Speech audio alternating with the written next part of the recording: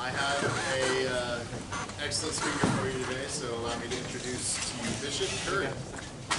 Bishop is a digital academy manager for Toyota Financial Services.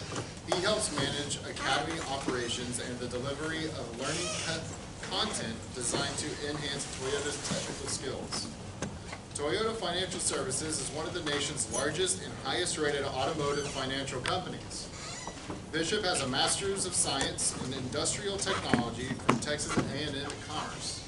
Please give a big POP welcome to Bishop Curry. Thank you. Can you all hear me? All right, welcome. Let me grab the clicker. Thanks for the introduction. This is my third year to speak at POP. Who was here last year? Anybody remember? All right, it's the same presentation. I'm sorry. I'll try to mix it up, but it's pretty much the same presentation. So, yeah, my name is Bishop. I work for Toyota Financial Services, which is part of the Toyota Motors company. So, most of you know, if you don't drive a Toyota, we build cars, but then we also finance cars, not only to people like me and you, but we finance cars to dealerships as well. So if you see driving down the highway and you see a Toyota dealership, more than likely we provided a loan for that dealer, millions and millions of dollars. And with every vehicle they sell, then they pay us back with interest. Hence the negotiations that often take place in car dealerships, if you've ever had to do that, if your parents have ever had to do that. As of April 1st, will also be Mazda Financial Services. So we actually acquired Mazda Financial Services about 7 or 8 months ago. And my job has been to train our IT staff to build the technology, not only for that to go live, but for a lot of other cool stuff that we've got going. So we got the Olympics coming up. We're a little nervous. This year's Olympics are supposed to be in Japan. Toyota's has a huge presence. Obviously, our global headquarters are there in Japan, and with the coronavirus, there has been some news that has come out that said maybe we'll delay the Olympics. We're just trying to figure out what that looks like. I don't have anything to do with that, but at the same time, I think, well, one, I'm a big sports fan, so I look forward to the Olympics, and two, there's been a lot of chatter around my company leading up to the Olympics, and we've had some athletes on campus there in Plano, and looking forward to that. So a little bit about me. As you mentioned, I've got a master's in industrial technology. I actually have two masters. I have a master's in counseling, and then my bachelor's degree is in construction management. I've been in corporate America since about 2003. Were any of you born before that time? Everybody? Okay. Well, you were kids though, right? Elementary school, maybe preschool, right?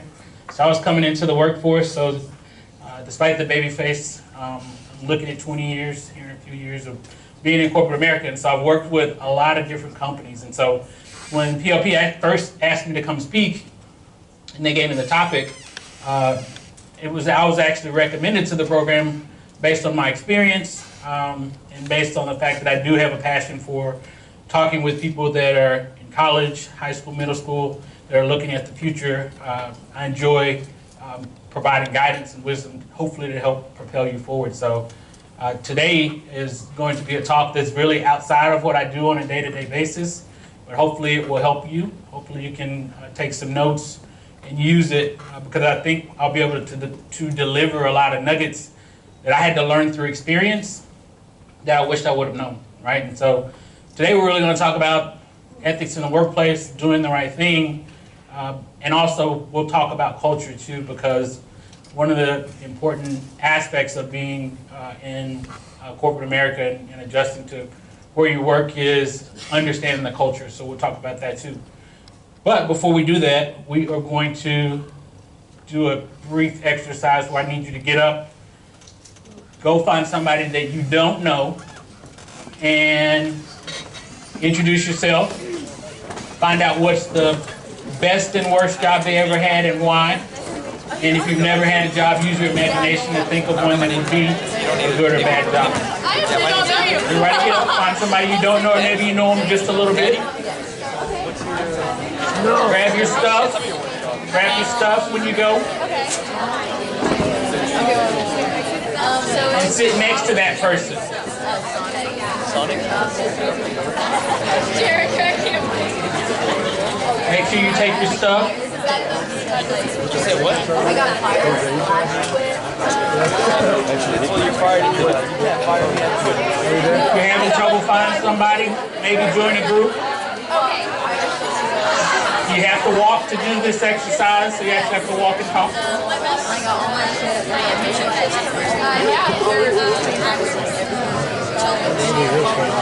little bit of this action. A little bit of this action. A little bit of this action. Probably. Maybe a little bit of this action. Or maybe a little bit of this action. Oh! Everybody should have identified a stranger by now and have introduced themselves.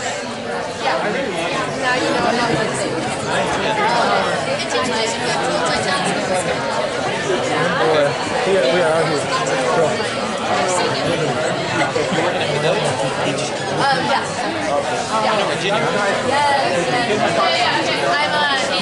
Let me tell you my waist job. You've heard of progressive waist efficiency? No? Okay, you've heard of like waist management? It's basically that. I was that dude in the back of the truck. Dude, I was doing 70 hours a week. It was an easy. Oh no, it was in the summer. It was like 70 hours a week, yeah. It was like 110 degrees. Yeah. One more minute, take one more minute. Honestly, it was 12. So the one, yeah, it's okay. It's a very demanding job. I would say the only reason the money was overtime. But then it's kind of like you're just working like I would work and just go back home like alright, shit. It was my best job. All right, all right. Job at Metro. Let's move it forward. I was just be on my phone. All right, so I love this exercise, right? Because we learn from one another by meeting each other. Have you ever seen little kids on the playground, 3 or 4 years old? How hard is it for them to make friends? Not hard. Pretty easy, right? Regardless of height, weight, race, color, right? They just instantly bond. And so, but we're trained for whatever reason by society to sort of be standoffish. I don't know if it's to protect us or whatever it may be. But one of the biggest parts of growing as a professional is meeting somebody that you don't know, networking, being curious. Now, I put the simple, task of going to meet somebody you don't know and asking about, what's the best or worst job that they've had, but it could be something different, right? So you could be on a project at work with a complete stranger, and the best way to work effectively with somebody is if you know a little bit about them, right? And so sometimes it's important to be intentional about that. And for your generation, young generations who grew up, so I remember dial-up internet, right? And having a pager like the old days. So like we were forced to interact, we were forced to talk to one another. And what happened was subconsciously, we just developed that skill. Not that you don't have it, but I think, and stats have shown that as time goes on, society has become more and more, I would say, less interactive from a social standpoint. And so that can bring some challenges. There's pros and cons to that. But in the business world, it's extremely beneficial for you to learn how to meet strangers. Learn a little bit about them, right? And that's not hard. So if you've been in one of my sessions before, a handful of you, but the ones that you haven't been, this is going to be interactive. So I talk and ask questions, you ask questions back, and we'll have dialogue.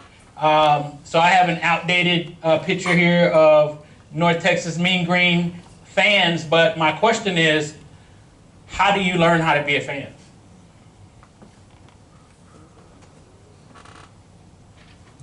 Observing others. Observing others, okay. Good answer. Anybody else? Invest in the culture. Invest in a culture, good. One more. Surrounding yourself, right? So you're here, I don't know if you're a sports fan or not, you may be a fan of gaming. There's a lot of gaming fans. You may be a fan of your favorite social media personality, but you learn how to be a fan by being around it, by involving yourself, sort of inundating yourself in that culture. And that's the same thing that will happen as you transition into corporate America, right? And you may have your own business, right? But even if you have your own business, you may have somebody that works for you, and the way you run your business and the way you want to attract companies is based on that culture you set, right? So what colleges have done, right, is to set a culture where you can come, learn, and grow and be successful, but then also add the fun part to it, the fandom part to it. What's the same thing in companies? And so being intentional about realizing that will only help you, because what I want you to do is when you step into your first job, to almost have these lenses on. To say, I'm not just going to work here and go through the motions, but I am going to actually observe the culture, observe who's successful, observe who's happy, observe who's sad, and I'm going to take notes, and I'm going to use that in order to help chart my career here and help chart my professional growth. Does that make sense? All right. So, ethics, right? So, we all know right and wrong, but we sometimes don't always make the right choices, right? And then sometimes we don't know the right choices to make. So morals, the standards of behavioral beliefs concerning what is and what isn't acceptable to do, that's different in different companies. Ethics, moral principles that govern a person's behavior or the conducting of an activity, that can be different. And so what I want to talk about is, how do you learn how to be an ethical employee, right? So here's the line that I want to draw, right? So we all know by the time we're 5, the right and wrong thing to do, right? When I was 5 on the playground, I knew it wasn't right to grab some play sand and throw it in my friend's face. Wrong thing to do, right? I had to go sit in timeout if I did that. But if you work for a company, there's the right and wrong, but then there's also the right and wrong. And how do you know what that second right or wrong is? The vibe in the company, the cultural norms in the company, right? And the way to successfully navigate that company. So we're going to talk a little bit about that. So as we go forward in the presentation, we're going to talk about some obvious rights and wrongs. But then we're going to talk about some rights and wrongs that may not be so obvious. And those not so obvious ones are the ones that I think are going to prepare you for success, because those not so right and wrong ones are the ones that when you go for your interview, they're not necessarily going to tell you. You just have to notice and pick up on it, right? So we'll talk a little bit about that today too. If you have any questions, raise your hands and stop me and ask me a question, right? Because I'm here today. I believe everything happens for a reason, but there may be a chance that I may not make it back next year. You may be somewhere else next year on your dream job or whatnot, and maybe you didn't have a chance to ask me a question. So feel free to stop me during the presentation and ask me if you have a question. So, how do you learn how to be an ethical employee? We're going to talk about that. All right? So we went through that. So what's wrong with this picture? You back there drinking. What's wrong with this picture? My name is Abby. I'm doing my accounting program as a postdoc student. I think this picture, this person just looks really bored. Okay. And He's bored, yeah. I feel like he's not into the topic that much. Okay. Is there anything that looks weird about the picture? And I feel like the environment looks really messy, and I feel like maybe that's why he cannot focus. Okay. All right. We'll talk a little bit. Did anybody else see anything? He's drinking on the job, I'm assuming. Yes. So it is a messy environment, but he does have a beer in his hand, right? So the reason I bring this up is because so I got an email today from HR. Everybody's worried about coronavirus, right? So if you travel from somewhere and you have a cold or something like that, not feeling well, they say work at home. Do not come in We don't want you coming in and spreading it, right? So if you work at home, you have easy access, if you do partake in beer or wine, if you're old enough to do so, to that, right? And with that, you have the obligation not to do what he's doing, but nobody's going to tell you not to do it. Nobody's going to stop you from doing it. But it's the right thing to do not to do that, right? So I bring this up because it may be Friday, 4:30. You may be looking at your watch, working from home, getting off at 5, right? And say, well, a little drink won't hurt, right? Boss sends you, we call it a ping, but it's an instant message. Hey, I need you to, what's your name? Jeremy. I need you to jump on this call. We've got a hot project. Can you get on a call at 5 o'clock? If you're 2 glasses of wine in, that call may not go so well, right? All because you thought you were getting off at 5, right? And it was 4:30. So I say all that to say that you have to always think about what could be, because just because your work schedule may be 8 to 5, you may have to work later. So those are some things to think about, right? That somebody may not normally say. They may assume when they hire you as a great employee, you're going to make all the great decisions. But that's that gray area, right? Now, if you don't get that message from your manager and it's 5:01, you log off and, hey, you can go to a happy hour, right? That's different. You're off the clock. So something to think about. Obvious, but at the same time not so obvious, especially in a society where a lot of people work from home. I've been a work from home employee probably 5 out of the 16 years that I've worked, right? So something to think about. So here's another aspect of corporate America that I've actually had 2 people that I know lose their jobs over. 3.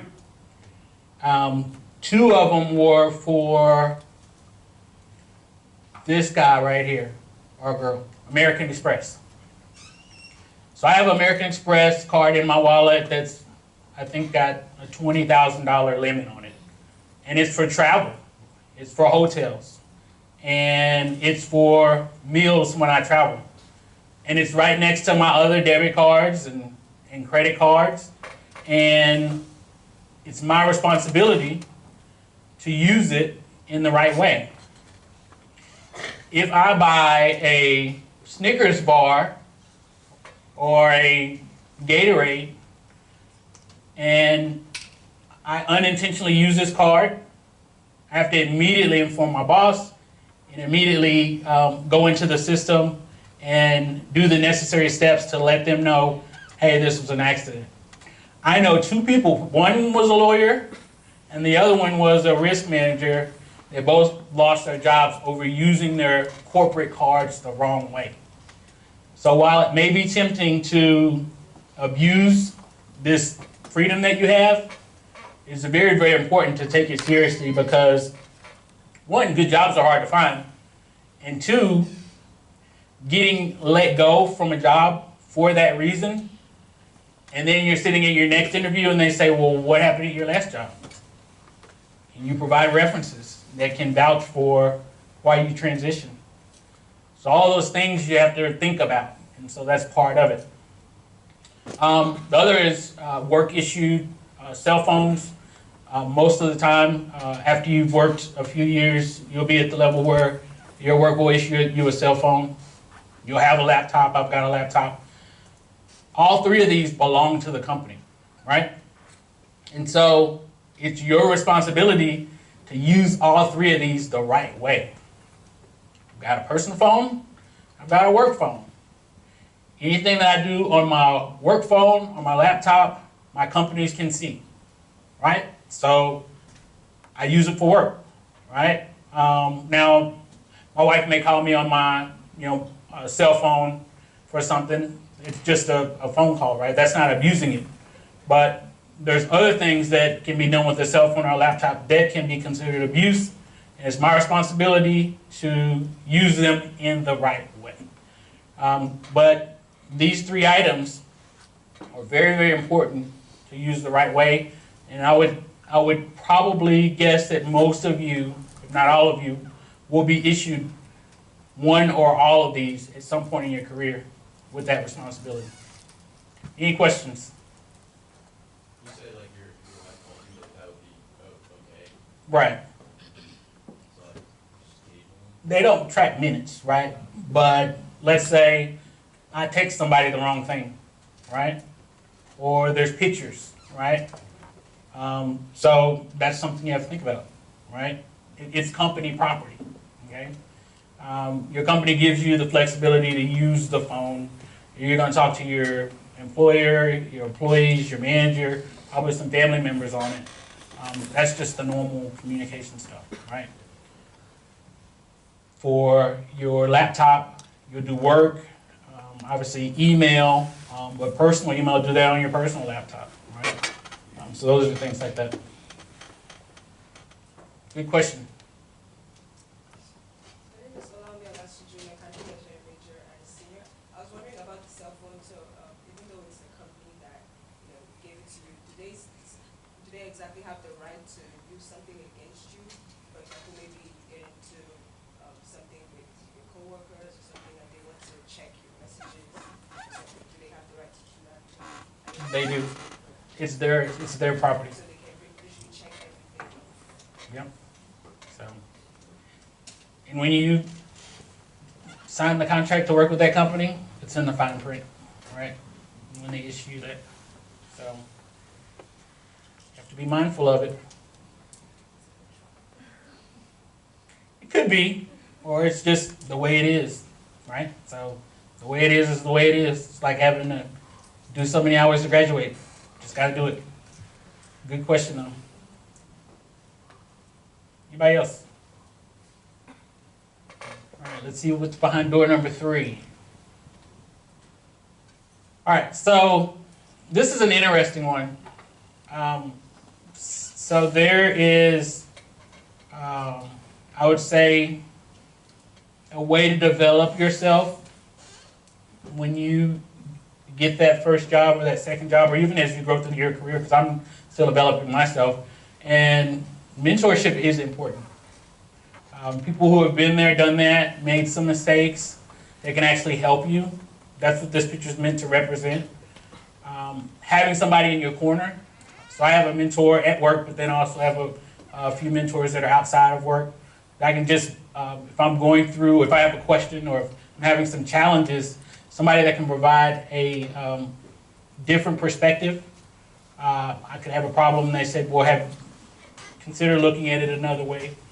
And so what that does is it gives you that sounding board and that confidence to continue to push through, because, I mean, it's great to get a job, but there's going to be challenges. It's like life. There's highs and lows in life, and there's highs and lows on the job as well, right? And sometimes people don't treat you right in life, and sometimes at work you're going to run into some things, right? So I was mentoring somebody today because she's in a new group and she's having challenges with her manager. That's real. I mean, that's going to happen. You're not going to always get along with the people that you work with or work for, but it's important to seek out mentorship. And a lot of companies actually have formal programs where you can actually get connected with the mentor. And while you might not think it's a big deal and might not think it's needed, it can be the difference in you sticking with the company or actually leaving, right? And so mentors can help go to bat for you in that regard. So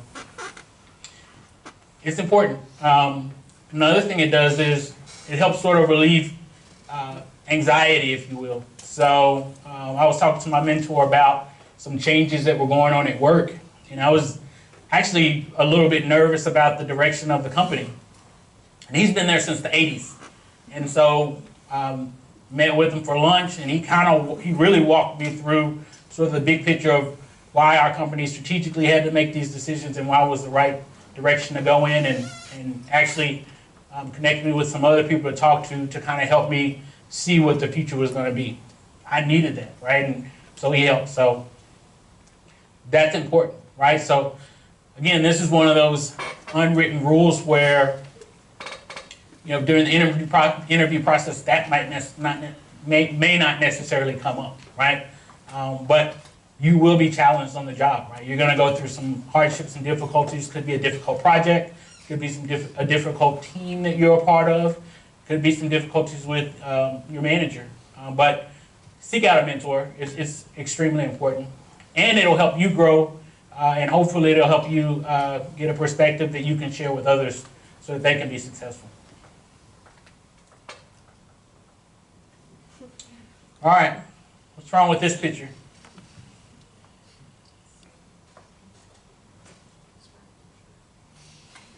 Blue shirt.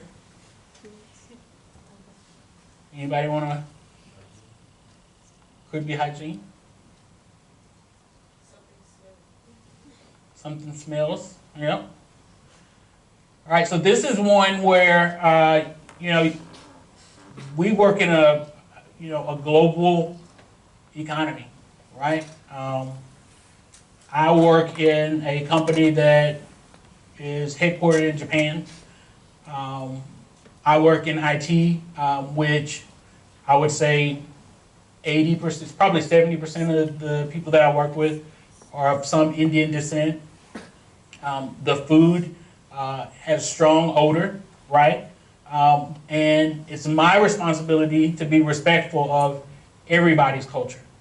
And while your university is culturally diverse, which is a good thing, but everybody doesn't necessarily come from a culturally diverse background or education environment. But it's extremely important to respect everybody's lifestyle, if you will, whether it be dietary, whether it be the choices that they make on how they want to live their life. That's extremely important. And it doesn't really play well in the workplace if you're not accepting of that. And it's important to realize that before you get into the workplace where you can unintentionally hurt somebody's feelings and not even know it, right? So that's what this particular picture is about. And also, if you are in a situation, and I have known people in a situation like this where whatever this is impacting their ability to work, then it's that person's responsibility to take it up with their manager and explain why, and the manager can help them get in a better situation. So, case in point, I was talking with somebody today, and they're doing construction in this certain area in our company, and it was making this person have allergic reaction because there was dust. They were sneezing, itchy eyes. So they went and talked to the manager and said, hey, can I temporarily move somewhere else? Because this is impacting my ability to do a good job for the company. And they were able to move, right? But it's their responsibility to do that, right? And so those are things that will come up, right? We work with people or in environments where things are going to happen. That may make it uncomfortable. And you have to decide, is this something that is okay that I'm going to accept and sort of deal with? Or is this something that's impacting the way that I can actually do my job? So that's something to think about that people normally won't tell you. You have to try to figure it out, and so that's why I'm here to tell you, right? So number one, be respectful of everybody. And then number two, if it is impacting your ability to work, then take it up with your manager and allow your manager to help. Hi, Danny Taylor, nonprofit major, and I'm a senior. So regarding food, I know a lot of the discussions I've been around, the issue is like cultural food smelling more, and so white people get offended and like say something about it, which obviously is not fair because cultural food is like more than welcome in the workplace. So how would you go about addressing a microaggression if somebody were to comment on your food or the way it smells in a situation like that? Good. Well, my personality is a little bit different. I would actually invite them to taste, right? But some people would be, and I would do that as a way to sort of spark conversation about differences. But it can be seen as bullying if you comment negatively about what somebody's eating. And so if you feel like you are being bullied, again, that's where you would talk with your manager, you would talk with HR, and explain the situation, and then they would then engage that person and talk with them about it. But to your point, I mean, we're all there to do a good job for the company. We all come from different backgrounds, and it's important and that actually makes a company stronger when it is culturally diverse. It really makes any group of people stronger because you have different perspectives and a way to move in a better direction. So, but good point. Good comment. All right, so let's talk about this a little bit. So as you've gone through your education, I understand you're juniors, seniors, some of you are in grad school. What type of, I don't know if you had any classes, lessons, case studies on the generational divide in the workplace? And if so, let's talk about that a little bit. What are your thoughts, experiences, or any assignments that you've done on this?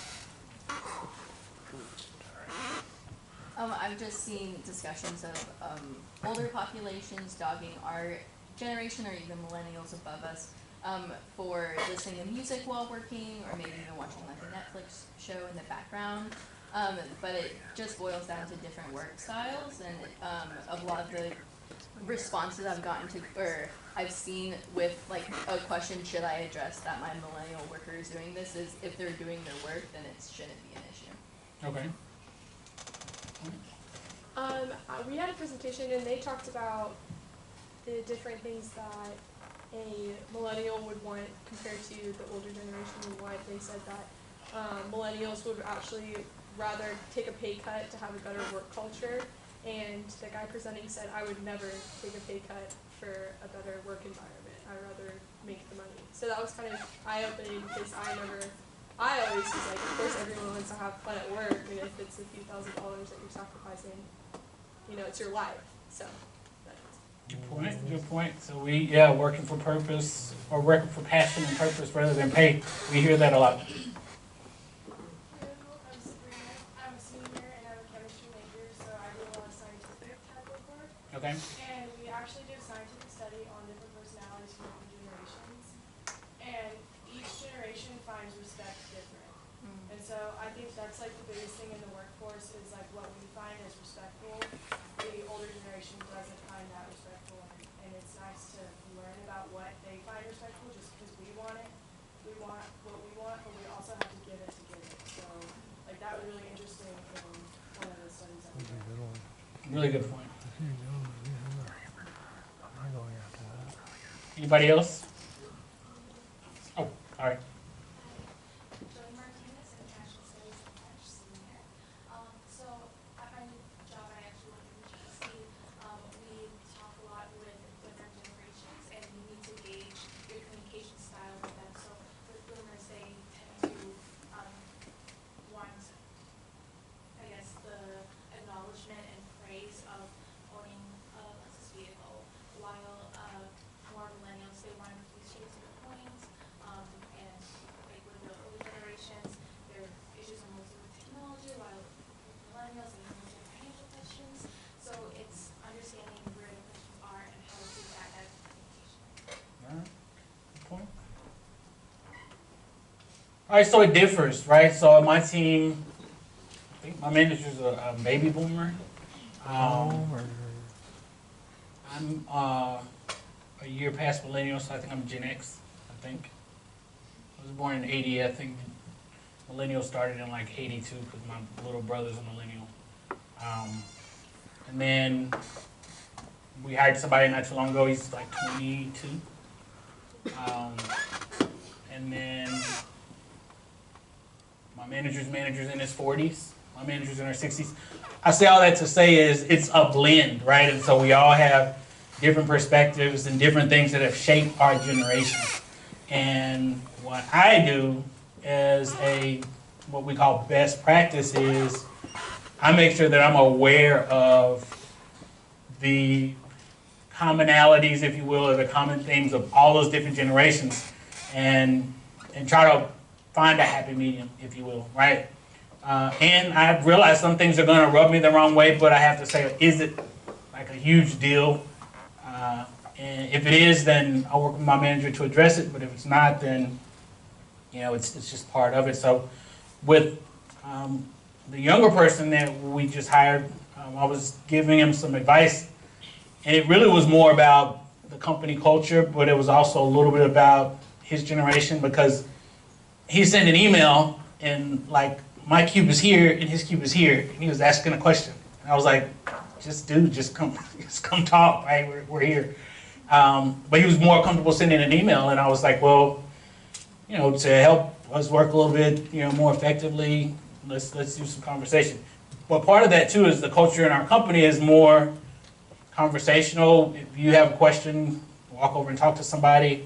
They're in a different building, email is fine, but I've worked in other companies where the company was so big that you never really saw anybody, especially when I was working from home, so I had to send a lot of emails or instant messages, so it just depends. But I think the main thing is to be respectful about the perspectives of the different generations, and there's a lot of education going on in companies now, because I give you a good example. My mentor's son just got hired at AT&T in downtown Dallas. He moved from DC, great job, great first job, 22, living in Uptown. And 2 weeks in to his employment, they had a nice dinner with company leadership, and they were trying to figure out, like, how can we keep you, right? So it's a cohort of them. I think it's like 25. And they're all, you know, 22, 23. And so companies are concerned, if you will, on the rate of, you know, attrition, right, from younger generations who are like, I'm not happy here. I don't care how much it's paying me. I'm going to go somewhere where I can be happy, I can be fulfilled, and so what, right? Whereas boomers will work at a job 10, 20 years and just work. So that is a challenge, if you will, for companies, because a company's most valuable asset is you, right? People make a company go. And I don't care how much artificial intelligence and machine learning you have and automation, you still need people, and you need your people to be happy. And so happy people create happy customers. Happy employees are more creative, and so companies are trying to figure it out, and the companies that aren't trying to figure it out are, you know, dying, if you will. And so while no company is going to be perfect, what you do want to look for in a company when you're interviewing is, you know, how are you focused on making sure that your employees are satisfied? What does that mean? So, for example, in my company, like, volunteering is huge. So, like, I got off at 3 o'clock today to come here, but my company still paid me from 3 to 5, right? Because I had logged it as volunteering hours. I get like 180 a year, which is great because I mentor for DISD at the Boys and Girls Club, and that's important to me. And if I didn't get that, I probably wouldn't be as happy at the company, and maybe I'd stay, maybe I wouldn't. But it's not like it's the only fish in the sea. My perspective is I work for myself and I invest in myself, so if it's in my best decision, if it's best for me emotionally and professionally, then it is okay for me to look elsewhere. And companies are starting to realize that. And so you do want to look for a company that respects its employees, that is interested in how satisfied their employees are. And usually they do that through surveys. There's an annual survey that usually goes out, or they'll do focus groups. But they should be focused on getting information that lets them know, hey, we're doing a good job, or here's what we need to do better, or here's where we're kind of okay. So, but we're trying to figure it out.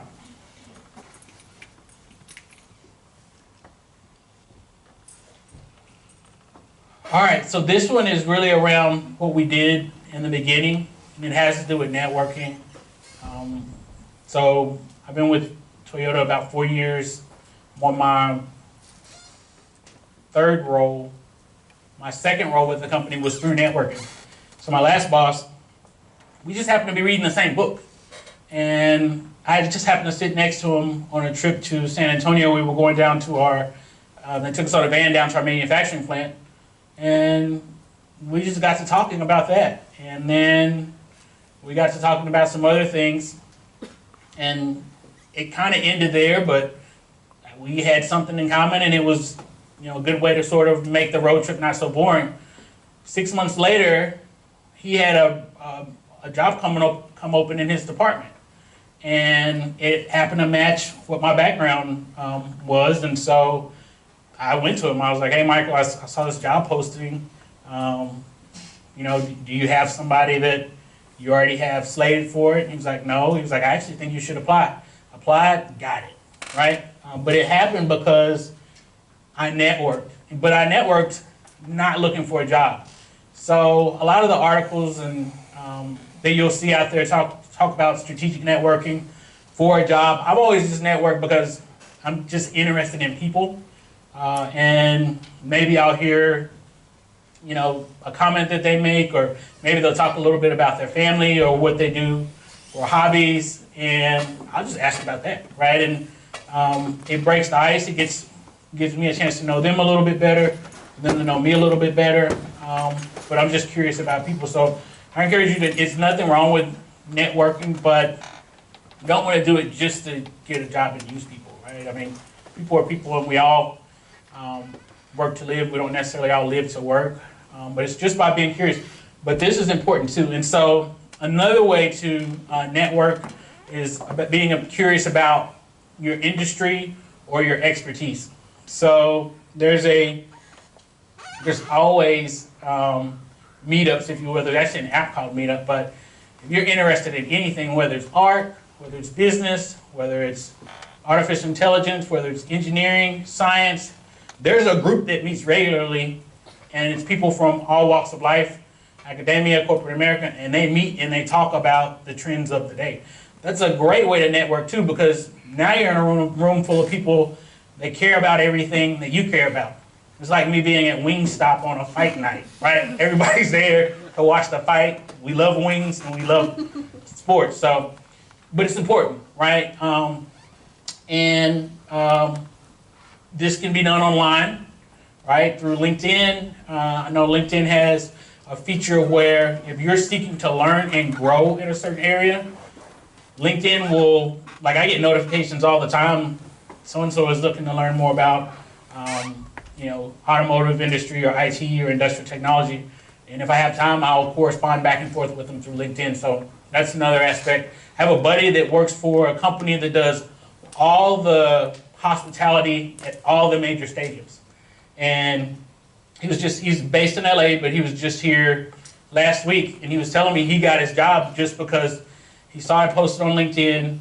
He emailed the hiring manager, told her a little bit about himself, said he was interested.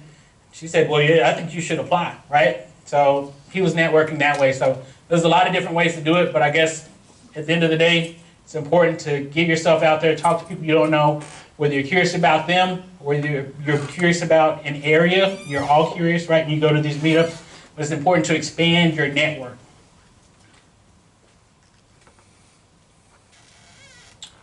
All right. What's going on in this picture?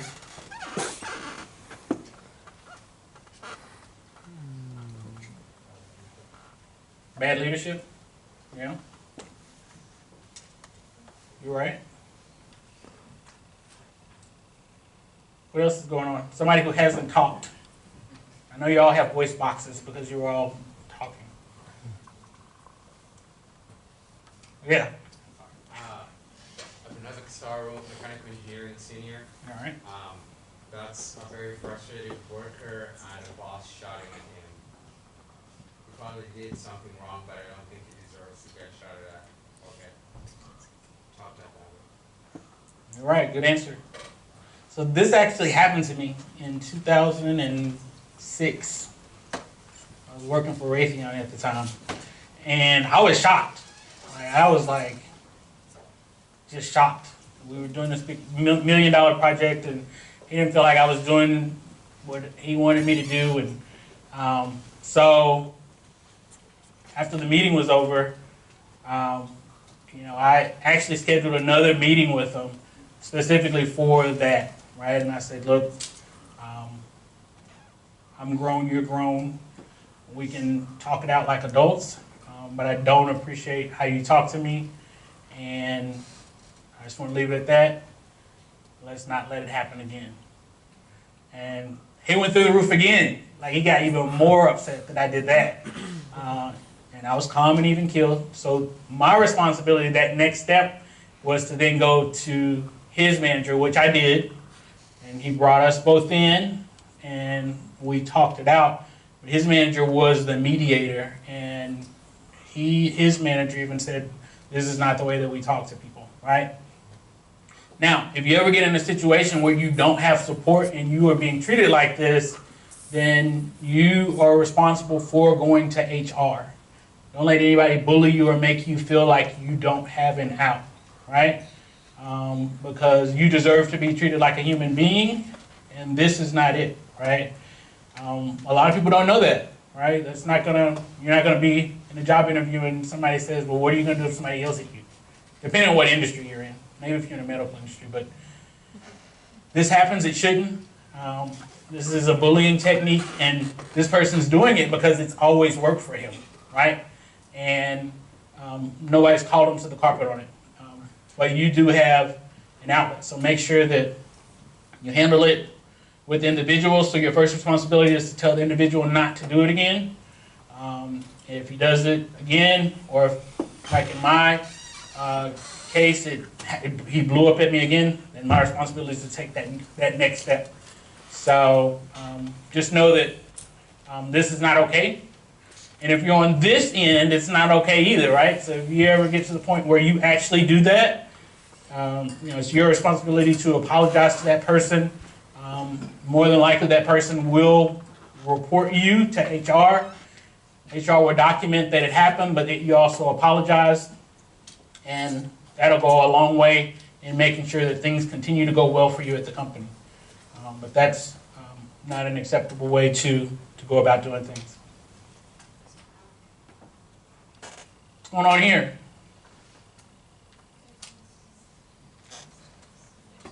Stressed? Did somebody say something over here? Stress? Fatigue, tired, frustration, overwhelmed, right? All of those, all of that happens because we're all people. We're not robots. And whether you lost a pet or a loved one or a friend or going through some things, life happens. And it's important that you are aware, obviously, of how you're feeling, but then also aware that your company should and does provide time off for that, right? A mental health day or bereavement or leave to deal with maybe a parent or a family member that's going through something. Because does he have the ability to actually work or work well? He doesn't, right? And so he keeps coming day after day, he'll probably just maybe eventually have a breakdown, or somebody may come to him and say, hey, let's talk about things. If you're a manager of somebody who's going through something, it's important that you are aware and give them opportunity to maybe not share everything, but let them know that you do have time off that you can take. Go take care of life, because life happens. The job's always going to be there, but we want you to be your best at work. And so for you, right, what I want you to know how to do is sort of self-assess and take advantage of opportunities where you can step away and then come back fully healthy. Those are very, very important, right? It's a very, very important practice to start when you're younger, because when you get older, life is going to only get more complex, meaning your career is going to be more demanding. Maybe life outside of work is going to be more demanding. Responsibilities that you have are going to be more demanding. So that's very, very important. Any questions? Sometimes this can be hard, especially if you're on a big project. You're trying to make a really good impression. But You have to have faith in the fact that people are people and they'll understand what you're going through, right? So that's important. And this brings up another point too. And sometimes it's hard to do depending on what your background is. But it's important to be somewhat open with your management a little bit, right, about your life and maybe some things that you may have going on. So for instance, I've got 3 kids, 13, 11, and 4. And both my wife and daughter got type A flu, right? So that left me taking care of them being quarantined in the house, but then my 2 oldest boys, one runs track, one plays football, flag football. So my manager, look, I've got a lot going on. I'm going to be working from home. When this was 2 weeks ago, Wednesday, Thursday, and Friday, just because there's so much going on. And he's like, well, I understand, right? But it was my responsibility to share that so he would know, right? So just something to think about.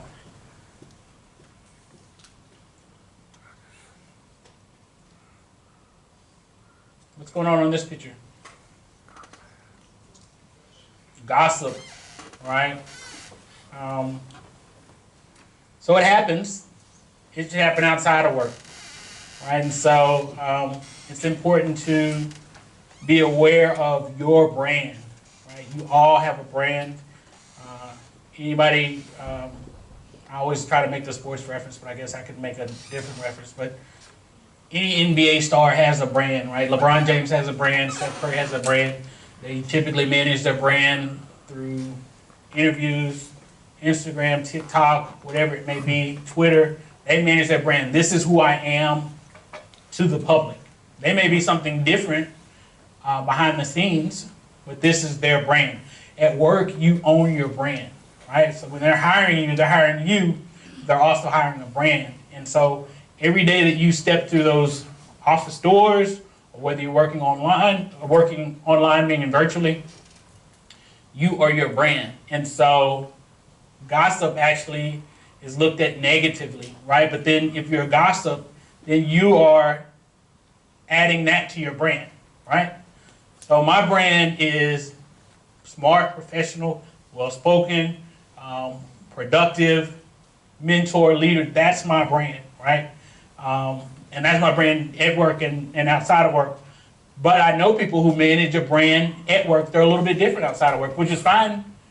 But at work, they're there to work, and they're there to be who the company hired them to be. So that's something to think about, right? And this is definitely looked at negatively. Uh-oh, Valentine's Day just a couple weeks ago. What's up here?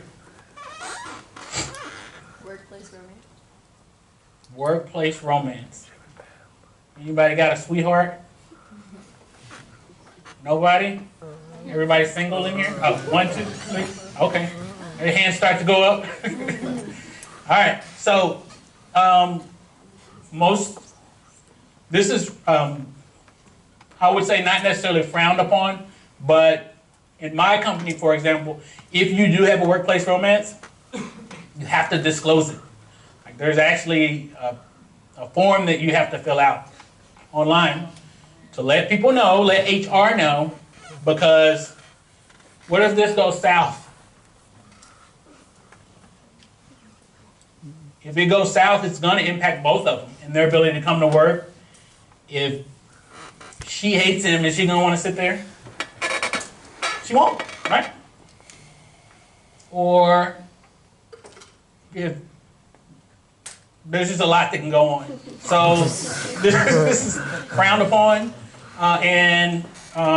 but we work around people, right? And a lot of times we're attracted to people, and so if this does happen, take the necessary steps to make sure that your human resources is aware, so that it's documented, and then they can, what I call posture, but that then also provides additional support for the relationship. And at times, it may require the two of you to actually work in different departments. I've seen that.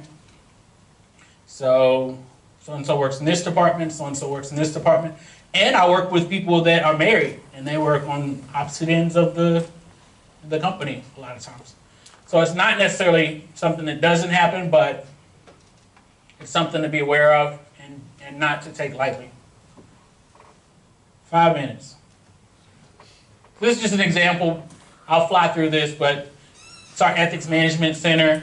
It's got everything from the training that you have to take, which covers some of this stuff, to where to go for help, concern lines. So there's like actually anonymous lines that you can call if you have a workplace concern. So most companies have this either online or in a handbook.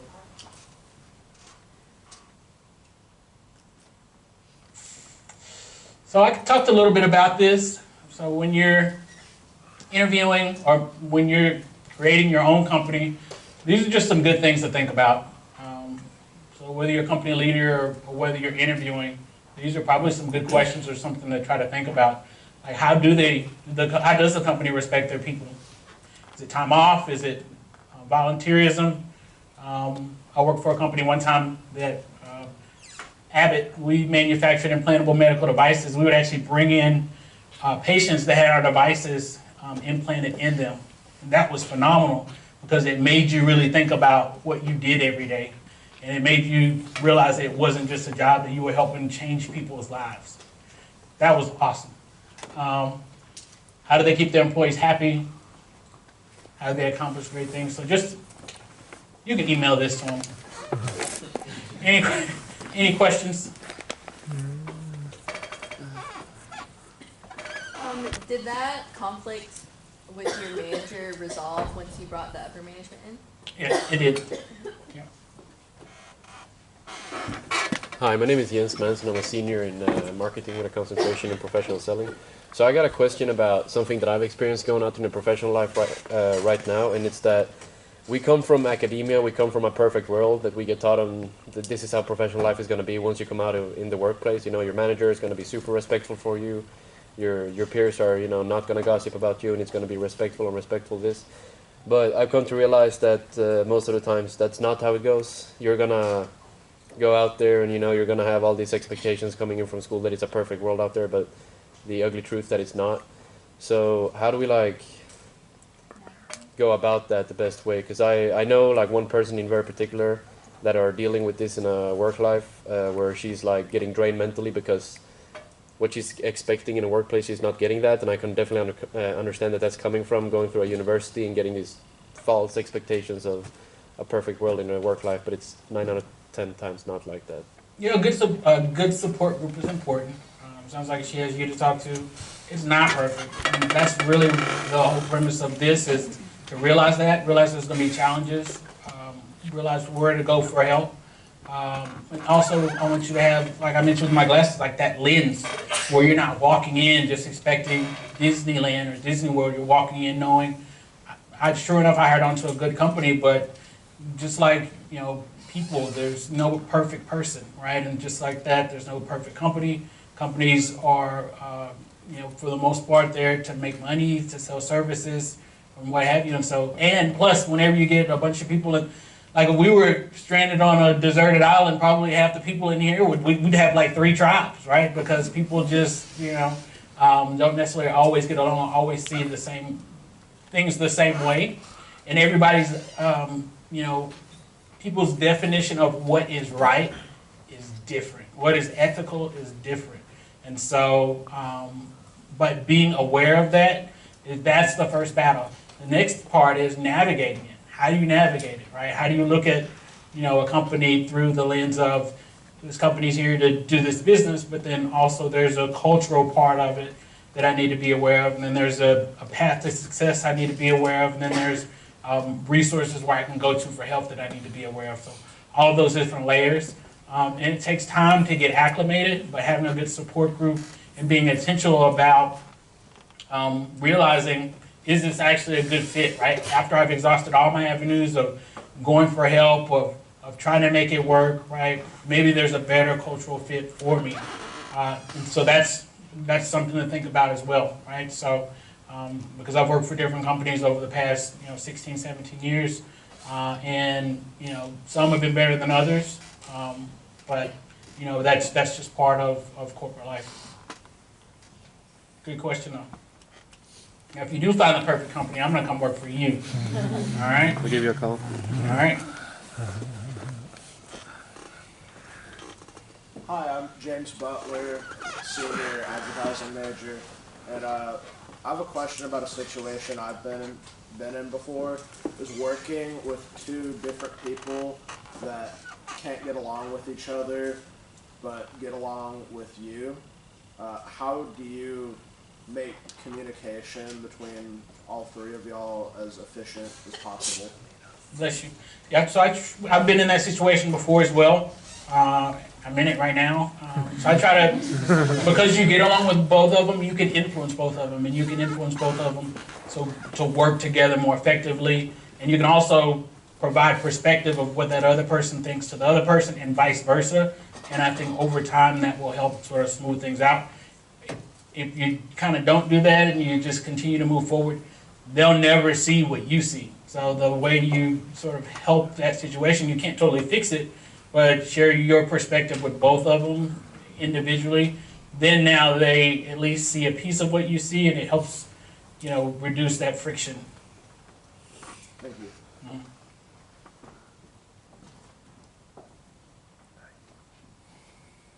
All right. Who's hungry? Single people, hungry people. It's a bad combination. All right. Well, thanks for letting me come. All right. Thank you. Good luck.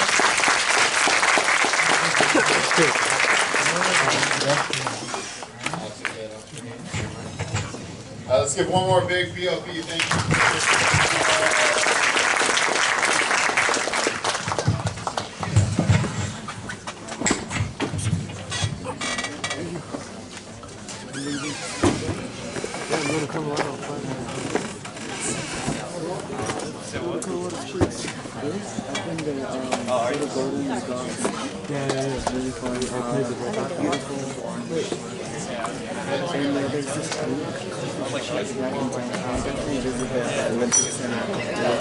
Yeah, there are a lot of